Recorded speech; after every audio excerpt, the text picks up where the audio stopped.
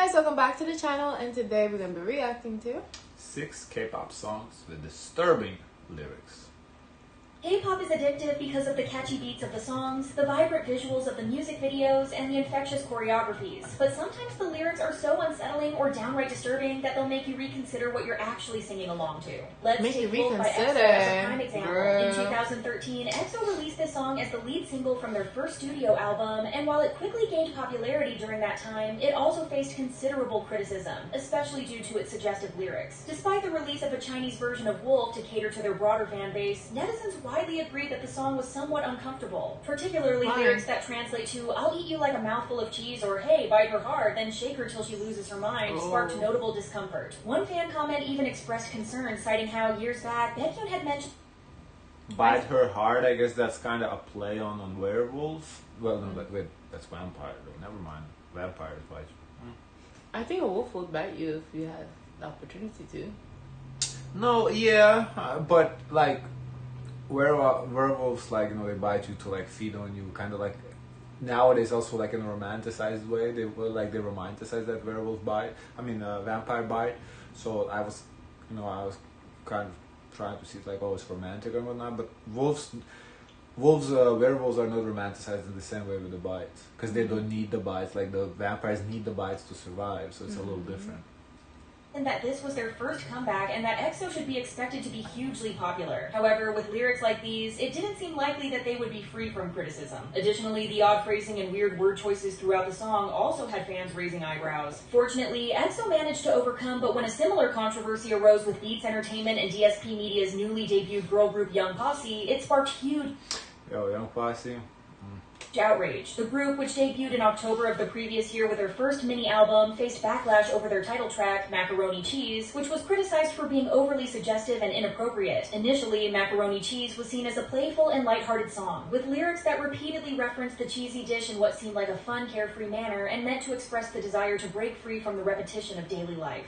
However, as listeners dug deeper into the lyrics, many began to view the song's content as problematic, interpreting the mention of macaroni cheese as a possible innuendo, referencing Cardi B's famous line, "Macaroni in a pot," from her 2020 hit WAP, which is widely known for its explicit connotations. In addition to these concerns, the music video featured imagery that many deemed suggestive, intensifying the backlash. It was then revealed that the song was inspired by a macaroni cheeseburger poster, which led Young Posse's leader Sunhye to write the lyrics during a composition class, making... Well, kudos that they write their own lyrics. Yeah. That's doesn't happen often in K-pop, so kudos for that. the track partially... Because I do drag them a lot, so, you know, I have to give them praise too when it's due. Written by the group members. However, fans were quick to call out the other writers involved in the project, with one comment noting there were other writers, four adults. Adults that could have said no could have stopped this song from being released. Given the members' young ages, ranging from 2004 to 2009, it's no wonder that so many people found the lyrics of the song particularly problematic. It might seem hard... Yeah, that's the only thing. To me, in itself, if it was like a grown ladies group, I wouldn't really care about what they said, that macaroni in the pot, but, you know, whatever, grown women. Them being so young, it's a little bit, weird, yeah. I believe that even top K-pop groups face issues with their lyrics, but let us tell you otherwise. Despite BTS being one of the most influential boy groups of all time, they too encountered their share of controversy, even at the peak of their success. We're talking about their 2014 track, War Hormone. The song that they had moved beyond innocent... 14-track War Hormone. The song marked a shift in their image, signaling that they had moved beyond innocent crushes to embracing their hormonal teenage years. In the music video, BTS sings about vying for the attention of a beautiful girl. However, if War Hormone made a huge impact just like all their other hits, it also attracted criticism for its misogynistic lyrics. Some fans defended the group, arguing that the song was simply about men... So what's the lyrics? Give us the lyrics. I wish I had the lyrics. I want to know what you're talking about. And expressing how they feel about women, portraying male hormones and the dynamics of attraction between men and women. However, the line, "girls are equations and us guys just do them," drew significant backlash, particularly from female netizens. It's basically they're saying girls are like puzzles and we're trying to solve them. Oh, I have to see it. I don't, because to me, girls are equations, which you try to solve an equation. Because, you know, girls, like, from guys' perspective, because girls never say what they want. They're always like hinting. That's not true. There's girls who say what they want. Okay, fair enough. A lot of girls don't say what they want. They kind of like to like hint at shit and like play games. So they're saying girls are like equations and we're trying to solve that. Like we do them, maybe wrong word choice, but then again, they're not English speakers either. So I think they meant to say we solve them, because do an equation, like in their language, the expression might be not solve an equation, but do an equation. So, who felt it objectified and demeaned women. This led to widespread criticism. Yeah, do them, that sounds a little, but it might be lost in translation. I don't think it's that deep. Calls for accountability. In response to the backlash, Big Hit Entertainment issued a formal apology acknowledging their mistake. However, Korean feminists were not only upset by this particular song, but also by an alleged recurring pattern of inappropriate lyrics in BTS's music. The controversy was eventually addressed years later by BTS's leader Namjoon in 2023 when the group's biography Beyond the Story 10-Year Record of BTS was published. Namjoon openly admitted that the lyrics were problematic and expressed regret over them. He also shared that he consulted a women's studies professor to gain further insight. Furthermore, he has been seen reading feminist literature and expressed a genuine interest in learning more about these issues. Namjoon acknowledged that the controversy, while painful at the time, ultimately contributed positively to the group's growth and understanding of the topic, helping them improve both personally and as artists. Recently, another controversy brewed around minors performing songs with mature themes. As you may know, many of the new 4th and 5th generation K-pop groups feature more this becoming an issue because now they debuting younger and younger and younger, so now they have to deal with these issues. Because I don't know if they have to deal with these back in the day, because they were more mature when they were debuting. Yeah, how about just debut when they're 18 and there's going to be no issues? You avoid this completely.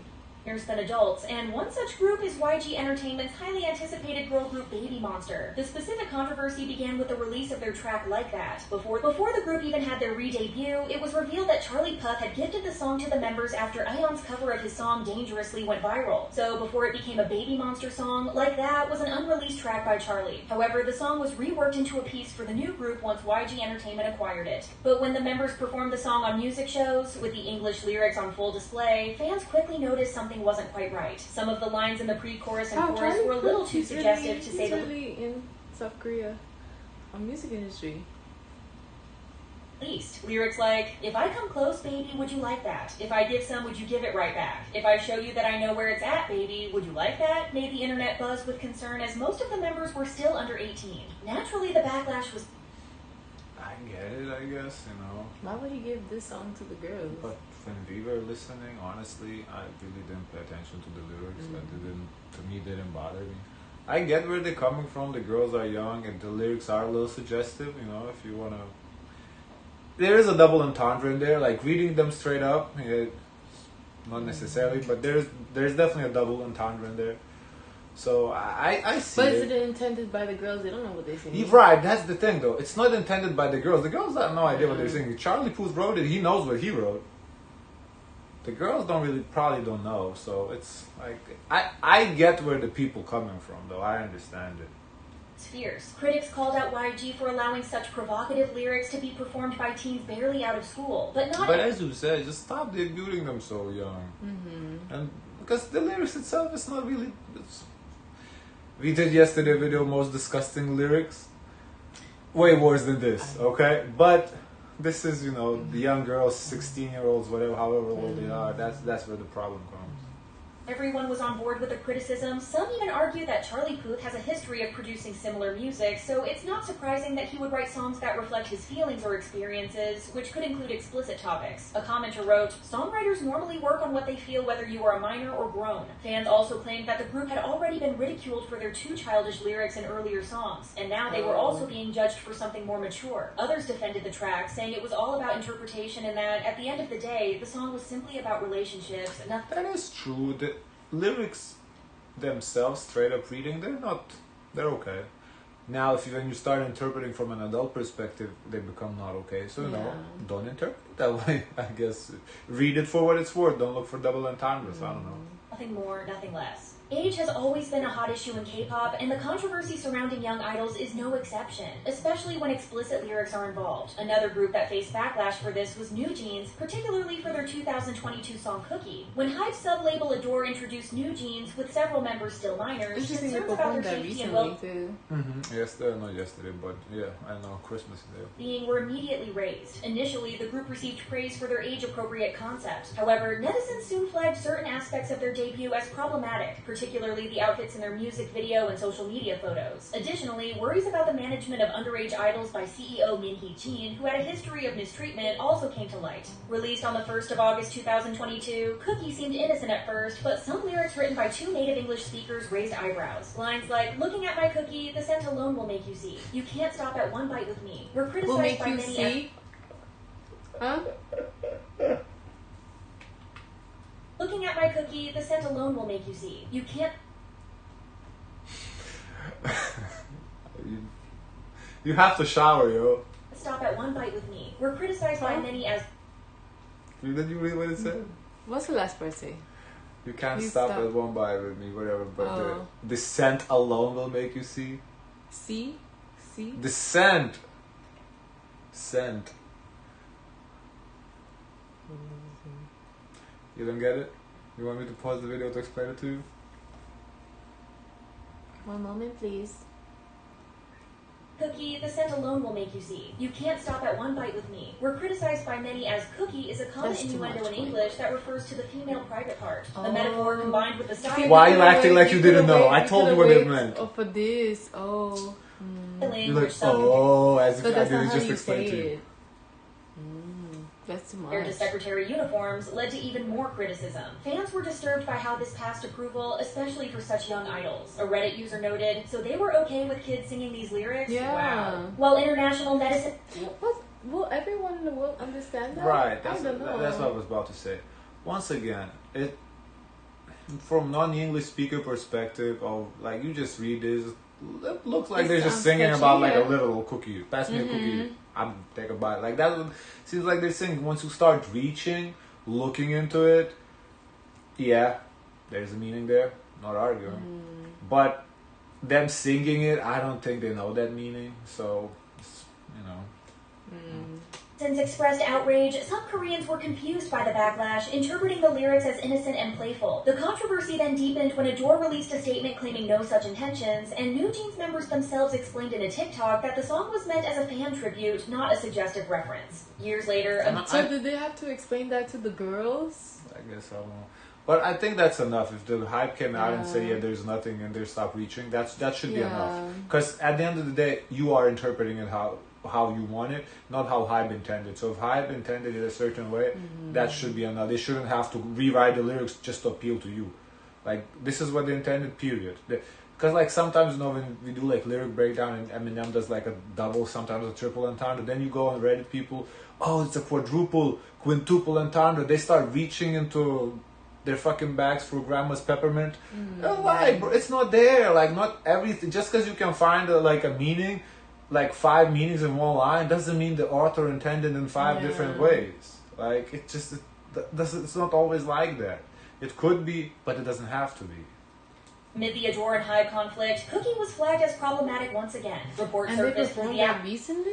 Yeah, Saturday fucking on Christmas. Blind, claiming that Hyde's internal risk department strongly opposed the song, but it was approved anyway. This led fans who previously defended the song to question the approval process that allowed its release. ILLIT latest track So Tic the Tac Hyde internal approval didn't like it. So was this a FU to them?